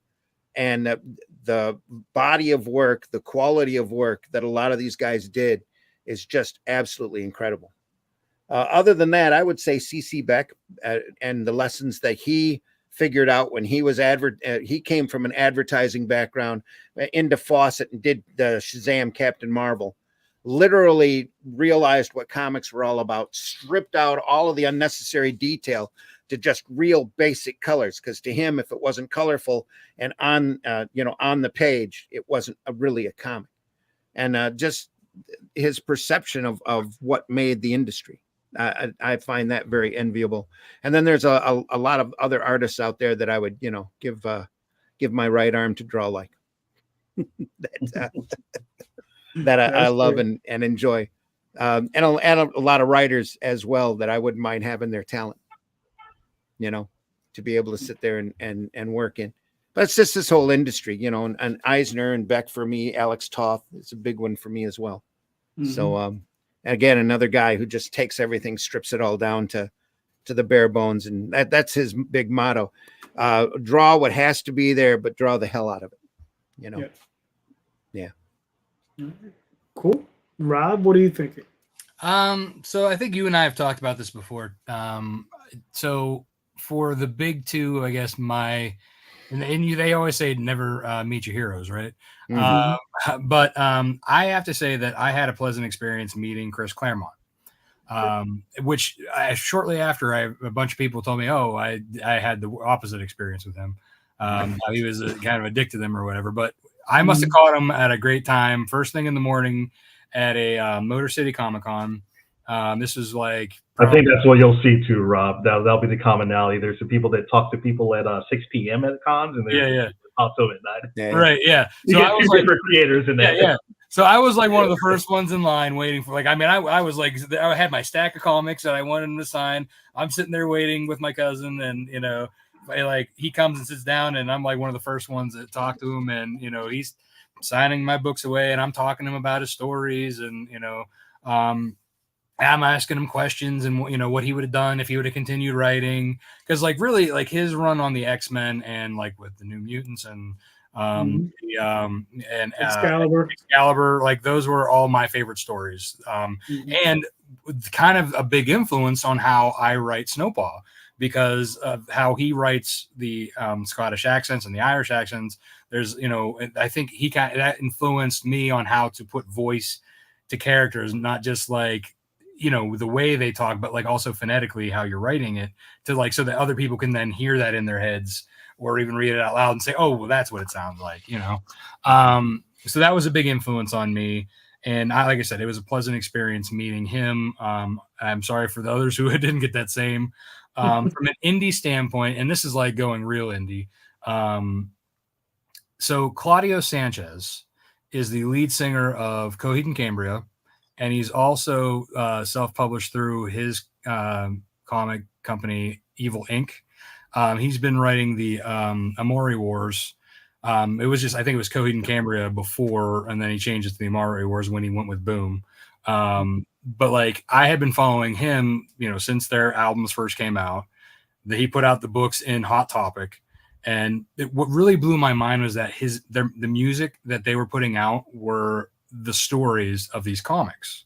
And I was like, that kind of was like, oh shit, that's amazing, because like if you listen to a song, you wouldn't even really, unless you read the book or understood the story, you wouldn't associate the song with it. But then once you're like, oh my God, like he's able to kind of cross that boundary. He's actually telling a story, but still like people can relate to it in life situations. But like his books are so sci-fi that like you were like, oh my God, that opens up a whole new meaning to what he's actually writing. And I was blown back from that. And I coming from a band, like I was a musician in a band, lead singer. And so I was doing that as well as like, you know, in college and writing my stuff on the side, you know. So I was like, oh, that's amazing. He's a musician. I'm a musician. He's a writer. I'm a writer. You know, he's doing comics. I love comics.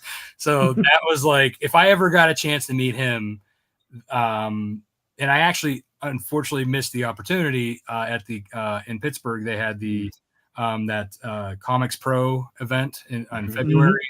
He was a guest speaker, and he played like a short acoustic set there, and I had the opportunity to go, but I wasn't going to go because it was also the same day. It was the Saturday, my daughter's daddy-daughter dance, and I was not going to.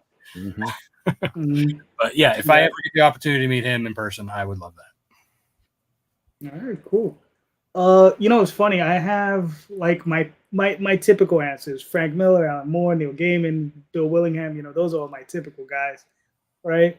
But you know, in thinking about it, you know, some of my big heroes are people whom I admire because they've been able to survive in the market. You know, I mean, people like the Peonies, right? You know, Richard and Wendy, they've been producing ElfQuest forever. They've bounced from company to company, and they've managed to keep that property alive for, I mean, I remember picking up that book when I was a kid, like 10 years old. And Fantasy Quarterly #1. I had my own little bookstore in the back of a pinball arcade. Yeah. That book came in, and I looked at it and I went, oh, this is terrible. Look at the misprint on the cover. It's just terrible. But the story inside was phenomenal. Yeah. Yeah. And I mean, and Wendy, I mean, she's a phenomenal artist. I mean, her pen and ink work, she was as good as any of those guys. I mean, you could sit her right next to John Buscema and it'd be like, oh yeah.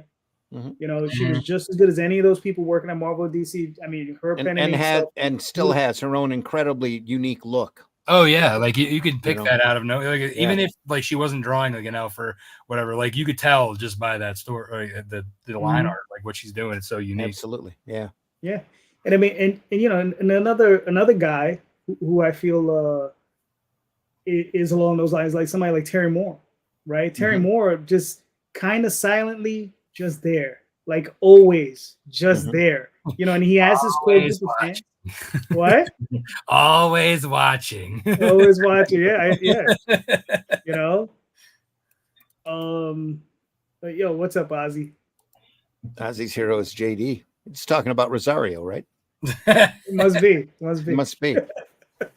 But yeah, I mean, you know, I mean, Terry Moore is one of those guys who's just been always there, always consistently producing work and producing at a high level, you know, and I feel and getting better.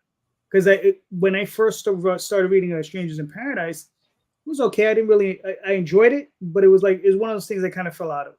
But then, you know, I read Echo, really enjoyed it, and a couple of his other omnibuy that I pick up, that I've picked up, and I've enjoyed all of them. And it just really, really good stuff. And other guys, somebody like Fred Perry, right, who's like an unsung hero of independent comics. I mean, super underground. 10 people know of him, but that dude has been hammering and hammering. Got to what, issue 300 of Cheetah, right? Gold Digger. Gold Digger. Yeah, Yeah. Cheetah's the main character, but yeah. Gold Digger, 300 issues, man. I mean, on his own. You know, Todd McFarlane can say, "Oh yeah," but he did not draw it, write it, illustrate it, and color it, which is what Fred Perry does. You know, and I mean, and on top of that, Fred Perry has also done his own animation. I think he's done 2 movies. Todd even stopped writing for Spawn for like a majority of runs. Like he once it was established and he made the toy line, he's like, I'm going to step back now. Once he got enough money to start buying $2 million baseballs, everything was off. Absolutely. You know, but yeah, man, I mean, you know, Fred Perry is one of those dudes. He's like a super duper workhorse, and he's still out there. He's still doing his stuff. Ben Dunn, obviously, the same thing, constantly doing his own stuff. I mean, yeah, and those are the people that I like. I'm like, okay, I think these are the people that I think we need to pay a little bit more attention to, you know, because I mean, they're out there, they're doing their thing, and they're not killing it, right? They're not, you know, but they're doing okay, and they're holding it. They're holding their own. Still there, and still doing it more than we are, you know, right? Time. I mean, listen. I don't say it disparagingly. You understand? Because like I have admiration for those guys. You know, and it levels to everything. You know, I mean, you know, we could say, I don't know, artist X and artist Y, and like, you know, Y is like 10 levels above the other guy or whatever. You know what I mean? And it doesn't really matter. But those guys have been hustling for like 30 years plus. You know what I mean? And yeah, it's not easy, you know, because we know, like, Rob, in the time that you've been doing this, how long have you been doing this? I mean, officially since 2017. 2017, so 7 years roughly. Like, yeah, right? Since the first book came out. I mean, I've been, but I began, you know, started in high school, like the process of getting here very slowly. But in that 7 years, how many people have you seen just disappear on you? Oh, more than I could probably count. Right. Yeah. You understand? So that's what I'm saying, man. It's easy. You know, you see guys come in and come out, come in and come out. You know, and I've spoken to enough creators who are so haunted by it, it's not even funny. Like I've spoken to guys that I started with 30 years ago. They're like, I want to get back in. They got the shakes. They're like, yeah, they're always. It's like it gets in your blood and you can't leave. It doesn't leave you. And I'm That's like, exactly what it is. Yeah, it gets in your blood, doesn't go away. And I tell them always the same thing. So come on in. Yeah. What the hell's what's holding you up? Right, exactly. Yeah. Now I feel like the price of entry is a lot less than it was back when you were starting. Oh, incredibly less. Yeah. Incredibly less. You might spend more if you can't do. I'm sorry, Marcus. Didn't mean to step on you. Oh no. It might cost you some if you're not doing it all yourself. You're paying somebody else to do it. But the ROI is that the return on investment. Yes. Your chances of that are a lot better now than what they were back in the late 80s and all the way through the 2000s. Yeah. A lot different. Exactly. Yeah, that's what I was about to say. We do a whole lot of pontificating about the industry, but at no point in time in the history of comic books has it been easier to get into comic books. You know, whether you're doing it yourself from the crowdfunding angle, you're talking to a place like Odyssey or Nader or Band of Bards, people like them who specialize in bringing up newer creators and giving them opportunities, and just really having a wealth of knowledge and experience within the community itself to be able to go to people and, you know, collaborate and find things together. Like, you know, finding an artist is as easy as going on Reddit, or, you know, finding, you know, you go on Facebook and connect with different writers and things like that. And even people who are willing to help you market and promote your books on top of that too. So yeah, if anybody is, you know, waiting to jump in for the first time, or waiting to get back in after a long break, it's like kind of now or never sort of environment we live in now. Yeah, just the fact that you can POD a book and get 10 copies printed, and it just run you whatever, you know, whatever it costs. Yep. I mean, you know, 50, 60, 80 bucks, whatever it is. Yep. I mean, Randy knows when we were doing it, 3,000 book minimum. That's it. Well, my printer would go down to 2,000, but it was a genuine bite. Your per unit cost goes, or else you got to go to way up. Kinko's, and then it would cost you an arm and a leg for that. Even more. Yeah. This pre-Kinko's, bro. Yeah. Pre-Kinko's. They're putting the comics on tablets. Yeah. On tablets. Yeah, we're like, I mean, we had copiers, but I mean, we had copy shops. Just like Flintstone. It was expensive. It was We expensive. sold tablets at cons. Yeah. Honk. You know? Yeah. Like the 10 Commandments. I mean, it was nuts, but it was a lot of fun though. I mean, you know, it's funny because going through that experience, I don't know how Randy feels about it. It makes me appreciate now more. Yes. Right? Like, you know, going through that, knowing what I had to go through to get a book printed. And I mean, the system was easier, right? Like, I mean, I don't know if I've ever told you guys, but I've said this before on the show. Like, the system was this. I would get my orders through Diamond. It was Capital City, Diamond, Heroes World, and the other 13, 14. Friendly Franks, Comics Hawaii, Yep. Sunspot, Sunburst distributors, whoever they were. Yep. Yeah. So you collect all your invoices. Mm-hmm. I would present those to my printer. Mm-hmm. Say, these are my invoices. Print my book. And on the basis of those invoices, they print your book. Mm-hmm. They would shoot you a line of credit. Yeah. Send them all off to those to the distributors, right? They would break it down and send it off, and then you would invoice the distributors. There was a thing called 2 and 10. I don't know if Randy ever used it, but I used it. Yeah. And it's literally where you give 2% off of the invoice.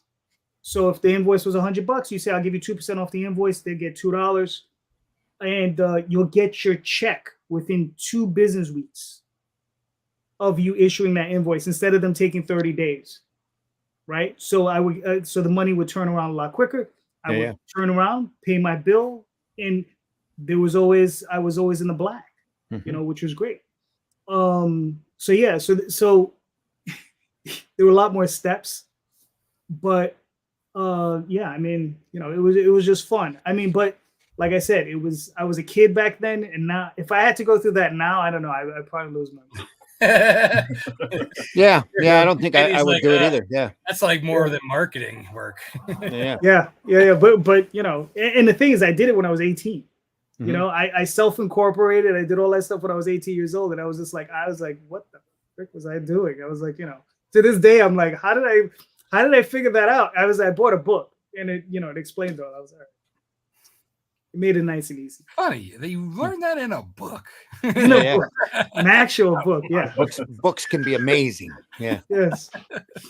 They were incredible things. All right, gentlemen, we made it to hour 2. Thank you so much. You know, like I said, it was great talking to you guys. It was a little bit light. You know, normally we have a few more people here, but you know, Jay's out. Somebody else, Tony couldn't make it for whatever reason. Jay's gone. We all got to talk more. Yeah. Exactly. Quality over quantity. Quality over quantity. Damn, he's not even here, and you're digging at him. Wow, that's my job. JD, remember to hydrate as much as you can. Yes. He must be sleeping because he hasn't chimed in. No. That's true. I mean, listen, I would never really tell him to hydrate because if you've seen the side, he's already hydrated.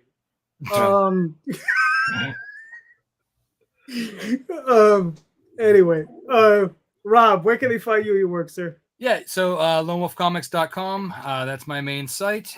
You can find me on the socials at Lone Wolf Comics, Facebook, X, Instagram, and you can find me personally at Rob Multari on the same.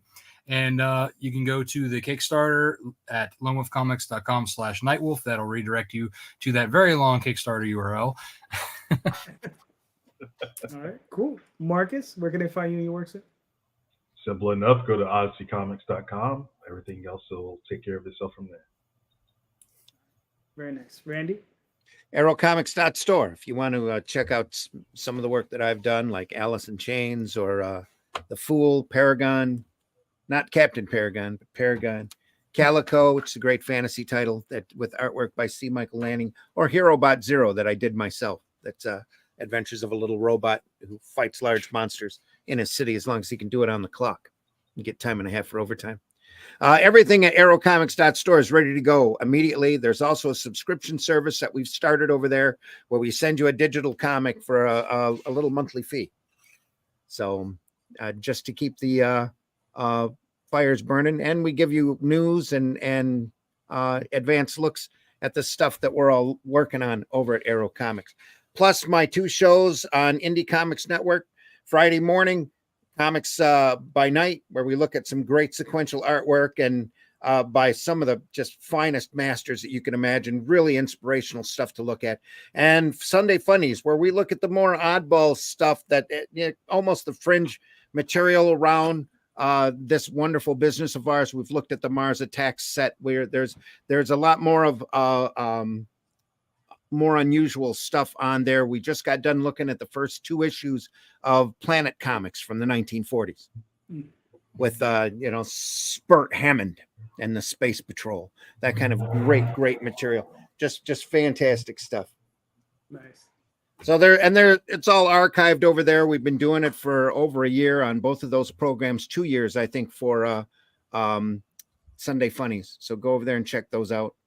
Other than that, Red Dragon Press will have a Portuguese version of the Shadow Kingdom here available. I think they've started the crowdfunding campaign, and they'll do a mass market version shortly after that. Then the Shadow Kingdom campaign is just finishing up. Those should be in your hands within the next couple weeks. All right, cool. So, and then looking more to forward, come. Yeah. Looking forward to it. I have a list. Nice. All right, cool. And I'm JD Calderon, known for the OzmoChronicles.com, TallTalesOnline.com. And we will be back here next weekend, hopefully with Mr. J. But just remember, everybody, go check out those show links. Everybody here, right, is in those show notes. So all their links are in there. Click on those links. Go buy those books. These are some awesome creators creating some awesome product. Making some awesome stories. Forget product. We don't make product. We make awesome stories. That's what we do, right? So please just remember, read more indie comics, especially ours. Have a good night, guys. Take care, everybody. Peace. Cool.